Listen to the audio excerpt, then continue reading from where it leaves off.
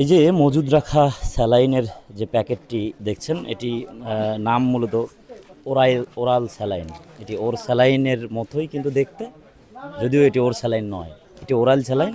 এবং এটির দেখেন আপনারা ব্র্যান্ড একেবারেই কিন্তু প্রাণের যে একটা রয়েছে সেটির মতোই কিন্তু হুবহু একদম ডিজাইনটা সেম, কিন্তু আসলে এটি সেই কোম্পানির স্যালাইন নয়।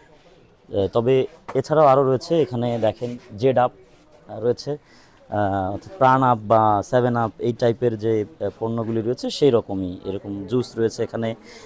শিশু খাদ্য মূলত একটু আগে আমরা যে কারখানা থেকে এসেছি বা যে গোডাউনে ছিলাম সেখানকার যে পণ্য যে আইটেম মোটামুটি একই ধরনের আইটেমগুলিও এখানেও দেখা যাচ্ছে। তবে এই যে দেখছেন এখানে যে ভ্রাম্যমাণ যে টিম এখানে আছে বা ভ্রাম্যমাণ আদালত যেটি পরিচালনা হচ্ছে, এখানে কিন্তু আছেন, তারা দেখভাল করছেন, পুঙ্খানুপুঙ্খভাবে দেখছেন এই যে অভিযানিক দল। এটি মূলত এনএসআই এর তথ্য, বিএসটিআই রয়েছে এখানে, ভোক্তা অধিদপ্তর, স্থানীয় প্রশাসন, সবাই কিন্তু যৌথভাবে এই মূলত অভিযানটা পরিচালনা করছেন। এখানে আসলে ডিস্ট্রিবিউশনের একজন রয়েছেন। ভাই একটু, আপনি তো এগুলো তৈরি করেননি, কিনে নিয়ে এসেছেন, এইটা কি আপনি জানতেন না?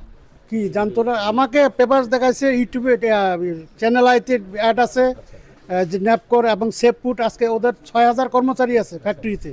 তো এটা আমরা বিএসটি অনুমোদন আছে, আমরা সব দেখে শুনে আমরা ডিপো নিছি। এখন মূলত কি সমস্যা? এখন মূলত সমস্যাটা আমি বুঝতে পারতেছি না। আপনারা আসবে, দেখবে, চেক করবে, খাদ্য এটা চেক করবে, এটাই নিয়ম। যদি কোনো ভুল হয় তো কোম্পানিকে আমরা অবগত করবো যে আমরা আপনাদের এই সমস্যা, এটা আর কিছু, আর তো কোনো সমস্যা না, ওনা আসতেই পারে। আপনার নামটা এবং আপনার আমার নাম মোহাম্মদ আঙ্গুর হোসেন, প্রতিষ্ঠানের নাম? প্রতিষ্ঠানের নাম রোমান ট্রেডার্স।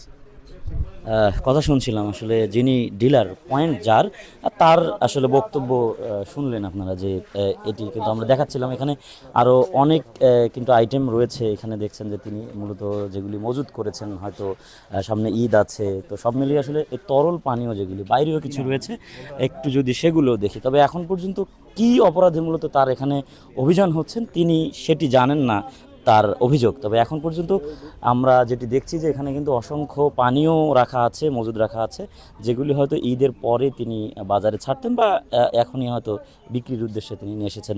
তবে এর আগের যে প্রতিষ্ঠানটিতে ছিল সেটিতে মূলত বিএসটিআর অনুমোদন না থাকবার কারণে কিন্তু সেখানে 4 লাখ টাকার পণ্য মজুদ রাখার কারণে কিন্তু তাদেরকে 1 লাখ টাকা জরিমানা করা হয়েছে এবং তার যে পণ্য সেগুলি হেফাজতে বা জব্দ করা হয়েছে। তবে এখন পর্যন্ত এখানকার যে মজুদ বা এখানকার যে পণ্যগুলির আসলে জরিমানা কি হবে এটি এখন পর্যন্ত বলা যাচ্ছে না। তবে শিশু খাদ্যের এই যে ভেজাল বা শিশু খাদ্যের অনুমোদনহীন যে পণ্য সেগুলি রোধে প্রশাসনের এই যে কঠোরতা সেটি মূলত সাধুবাদ জানাচ্ছেন স্থানীয়রা। তো এই ছিল দ্বিতীয় যে অভিযানের সবশেষ তথ্য আমার কাছে।